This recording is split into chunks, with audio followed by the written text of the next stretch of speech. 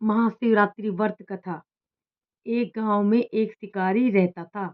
वह शिकार करके अपने परिवार का पालन करता था। एक बार उस पर साहूकार का ऋण हो गया।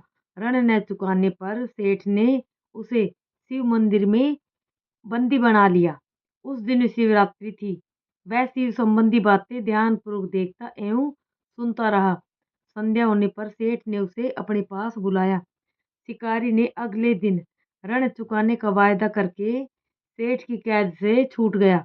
जंगल में एक तालाब के किनारे बेल वृक्ष पर शिकार करने के लिए मचान बनाने लगा। उस पेड़ के नीचे शिवलिंग था और पेड़ के पत्ते मचान बनाते समय शिवलिंग पर गिर गए। इस प्रकार दिन भर भूखा रहने से शिकारी का व्रत भी हो गया और शिवलिंग पर बेलपत्र भी चढ़ गए। एक पहर व्यतीत होने पर एक गर्भिणी हिरणी तालाब पर पानी पीने निकली। शिकारी ने उसे देखकर धनुष बाण उठा लिया और वह हिरणी कातर स्वर में बोली, मैं गर्भवती हूँ, मेरा प्रसव काल समीप ही है। मैं बच्चे को जन्म देकर शीघ्र ही तुम्हारे सामने उपस्थित हो जाऊंगी। शिकारी ने उसे छोड़ दिया। कुछ देर के बाद एक दूसरी हिरणी उधर से निकली। शिकारी ने फिर धनुष पर बाण चढ़ाया। हिरणी ने निवेदन किया, हे व्याघ्र महोदय, मैं थोड़ी देर पहले ऋतु से निवृत्त हुई हूँ, कामातुर विहरणी हूँ। अपने पति से मिलन करने पर शीघ्र तुम्हारे समक्ष प्रस्तुत हो जाऊंगी। शिकारी ने उसे भी छोड़ दिया और रात्रि के अंतिम पहर में एक मृगणी अपने बच्चों के साथ उधर से निकली। शिकारी ने शिकार के हेतु धनुष पर बाण चढ़ाया। वह तीर छोड़ने ही वाला था कि वह मृगणी बोली, मैं इन बच्चों को इनके पिता के पास छोड़ के आऊं तब मुझे मार डालना।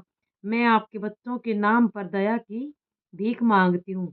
शिकारी को इस पर भी दया आ गई और उसने उसे छोड़ दिया और पौ फटने को हुई तो एक तंदुरुस्त हिरण आता हुआ दिखाई दिया।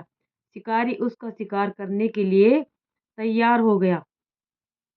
तब हिरण बोला, व्याघ्र महोदय, यदि तुमने इससे पहले 3 मृगियों को तथा उसके बच्चों को मार दिया हो तो मुझे भी मार दीजिए, ताकि मुझे उनका वियोग न सहना पड़े। मैं उन तीनों का पति हूँ।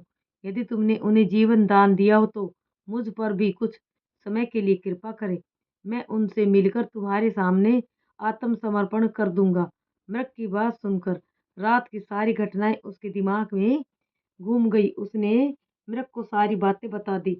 उपवास, रात्रि जागरण तथा शिवलिंग पर बेलपत्र चढ़ने से उसमें भगवत भक्ति का जागरण हो गया और उसने मृग को भी वहीं छोड़ दिया।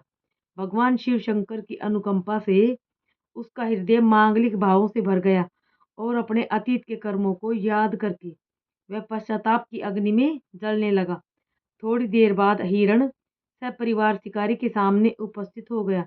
जंगली पशुओं की सत्यप्रियता, सात्विकता एवं सामूहिक प्रेम भावना को देखकर उसे बहुत ही ज्यादा ग्लानि हुई। उसके नेत्रों से आंसुओं की झड़ी लग गई। उसने हिरण परिवार को मुक्त कर दिया। देवता इस घटना को देख रहे थे। उन्होंने आकाश से उस पर पुष्प वर्षा की। शिकारी परिवार सहित मोक्ष प्राप्त हुआ।